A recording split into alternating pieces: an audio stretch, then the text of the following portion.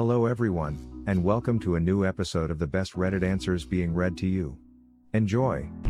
What's your story of seeing somebody's mental state degrade?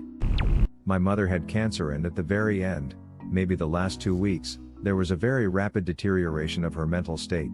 At first she'd say something a little off, like she had a couple of seizures and I think she heard something about a Mediterranean cruise on TV, so she suddenly said, "I have the Mediterranean shakes, it goes like this," and she kinda moved her arms in a shimmy.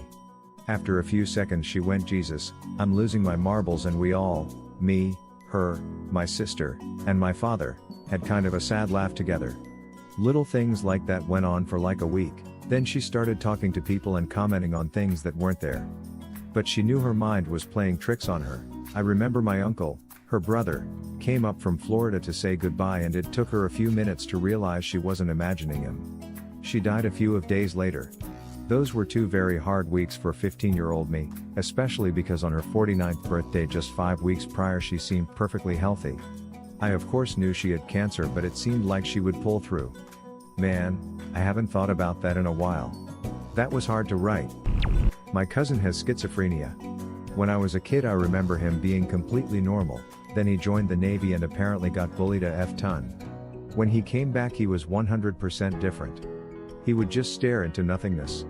He didn't say anything. Sometimes he'd laugh, but he wouldn't smile while doing it and it'd be so dry and robotic. Hey. He totally broke down. I watched a friend get overtaken by his first bipolar episode in about 3 weeks. He started smoking a lot more weed than he had before. He was on Snapchat and social media nonstop. He started drinking heavily as well, and barely sleeping. He totaled his Jeep and got a DUI. He went to his job and told his boss to duck off, among other things. He was fired. He started getting angry very easily. During this time I spoke to his mom to let her know what was going on, but she was in denial still. The drinking and mania continued for another week. He went golfing with some friends and as they were driving home, he lost it and started ripping his clothes off and tried to jump out of the car. They pulled over and he was screaming for someone to come and kill him. They calmed him down enough to get to the hospital where he stayed for a few days. This all happened in 3 weeks. He's better now, which is really good to see. First episodes are so scary because it's so sudden. Luckily I was 13 at the time, but I broke so many laws and put myself in so much danger. I was buzzing the whole time. It took about a year to stop. My mom has a brain tumor since I was barely able to make my own memories. It's so deep in the brain that it can't be removed. I witnessed firsthand the devastation of what failed surgeries can do. Although the tumor is benign, it presses her brain and it creates a liquid that affects other areas, causing epilepsy and other side effects. She's basically a toddler now that although she can, sometimes, remember me, she can't take care of herself at all. She degraded over the years, but I don't have memories of a healthy and capable mother. My early memories involve visiting her in the hospital. Grandma, she had Alzheimer's and dementia. She started losing her memory slowly over time, then one day she fell and broke her hip. Being bedridden accelerated her illnesses and within couple of months she was just laying there and staring at the roof, barely speaking, and all she says is nonsense. She doesn't recognize anyone, not even her children. It's like she's not there anymore and all that's left is her body. The sad part is that she's been like that for years, dead but not really dead, that we can't even mourn her, probably because all the sadness and tears were shed while her body still lies on her bed. My college roommate, after she was raped. I met her junior year when she was randomly assigned as my roommate. Through the year, we became close. She was this happy, jolly girl that never failed to make me laugh. I'm not kidding, sometimes I would have an asthma attack from laughing so hard. I taught her how to drive on my car and the times we had. We became really close, so I decided to live with her the following year. Except, the girl who came back from summer break just wasn't her. Till this day, I miss who she used to be. I miss the times we had, I miss her. We moved in and things seemed to get weird. She stopped sleeping at night. She would do laundry at weird points in the night. She started waking me up in the middle of the night asking if I heard the voice or saw the shadow pass by. For the record, she never drank or used recreational drugs.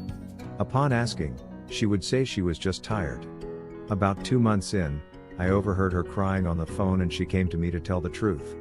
She was raped by someone from church back home, a pretty famous / controversial church actually that I'd rather not name. She was talking to her family, on speakerphone.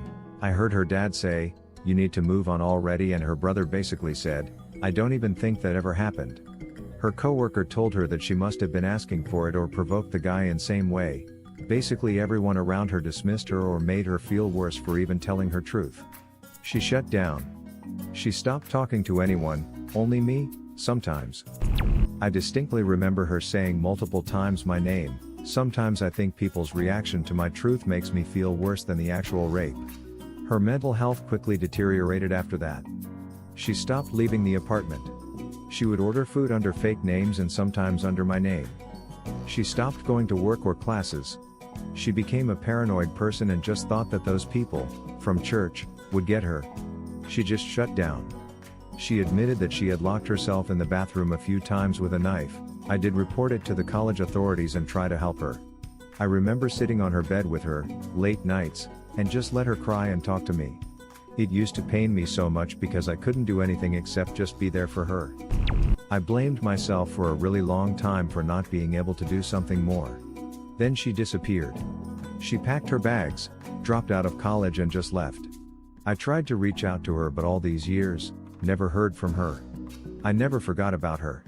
She had worked so hard, took loans, came from a very poor background, as in sometimes she would have a potato for dinner or share my dinner with me, worked multiple jobs and had made it all the way to 4th year in a prestige university.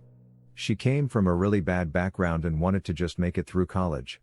Most people in her family never even made it through high school, so she would be the first to not just attend but graduate from college.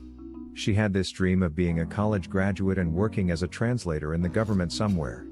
If only she had the right help, the right people, the right support system, maybe she might have made it. My fiance's mom passed a few years ago from Creutzfeldt-Jakob disease, CJD for short. CJD is most commonly called mad cow disease even though they aren't the same. CJD only happens to humans and mad cow is bovine. CJD is when these proteins in your brain called prions go crazy and start to fold and basically turns your brain into Swiss cheese. There is no cure and it is very rare. Only a few hundred cases a year. She was perfectly healthy except for being diabetic, but she had 0 complications with her diabetes. Then out of nowhere she started having problems remembering things and then starting having mood swings. She went to the doctor but they couldn't figure out what it was. It wasn't until a month or so later that a specialist diagnosed her with CJD. She went from being completely healthy to not being able to move her arms, legs, control voluntary and involuntary functions, and then death in 8 months. It was extremely hard on my fiancée to see her mom lose everything that made her who she was. Her own mother and father had to see her deteriorate as well. I was just awful for the whole family. When we came back from my deployment, I literally watched my then husband become a shell of the person he previously was. Prior to the deployment he was so light, optimistic, and social. He slowly transitioned into a man afraid to leave home and eventually began to use substances and was finally released from duty because of it. We still remain friends after all these years, but he's still only a ghost of the person he was before. I am so sorry. This is awful to experience. At some point you have to accept that the person you loved is never mentally coming back. It's truly heart-wrenching. That was the hardest part. You want to be there for the people you love and it's hard to decide where to draw the line between being there for someone else and being there for yourself. It was definitely a rough time. Thank you for your kind words. My own. I went from a happy 13 years old to being molested for 3 years, dropping out of school, becoming a drug addict/dealer for 20 years, married then divorced. Wasn't till after that I got help, had some time in a hospital, got anti-depression medication then and only then realized I had been depressed and going downhill since the age of 13. 7 years later been drug-free for the whole 7 years, am off meds now and enjoy life. Thank you for sharing a happy ending. Needed this today. Not something I would want to describe in great detail, but got to witness what delayed onset PTSD can do to someone. I was aware that someone very important to me had gone through some crap in adolescence, but they seemed incredibly okay with it when we met and grew close. However, another related event occurred that revealed that their oakness was a pretty thin crust over a ducking volcano of poop. This person went from happy-go-lucky, bubbly, generally quite charmingly extroverted and largely functioning, to an absolute emotional wreck in the space of a few weeks, if that. Had to watch someone's psyche get gutted from the inside by something that happened nearly a decade ago, and had no idea how to even begin to help. The whole thing was incredibly grueling to witness, and I don't think I can even come close to imagining how it must have been to experience it. Over the course of the next 4 or 5 years though, I watched this same person basically rebuild themselves from the ground up, despite what seemed like constant relapses after even the tiniest progress. Can't overstate how much respect I have for them, and for the therapists that eventually helped them through it. A close person to me told that he had what he thought was a mental breakdown at the age of 5 or so. And the reason was intrusive thoughts about death, specifically his own death. I said, why would you even be thinking that at that age? And why would he worry about that because he was still a child and far from death? He just responded with, I don't know. It's like I know how it feels. It might have been just a one-time thing, but he had these mental breakdowns sometimes and it was not good. The most recent bad one was when he was 15. He was doing something happy or anything, but then he suddenly freezes up, then flinches and starts to cry like a child. And he cries for hours and kicks his feet. At this point I was scared because he was inconsolable and don't know what to do. After a night's sleep, he seems to be fine, but he seems to have momentary aftershocks and would flinch and start to cry again. He said it takes 2 months to recover from this or be back to his normal happy self, but he becomes scared, frantic and sad in these 2 months. Worst thing is I think he kinda had PTSD from these episodes, and if something reminds him of these situations he breaks down again. One specific song was enough to make him have a mental breakdown, and it seems he is likely to have these in December or in the night. He's fine now and has ways to recover from the breakdowns, but it seems he is still prone to having these episodes. What would have been your answer or question? Leave it in the comments below.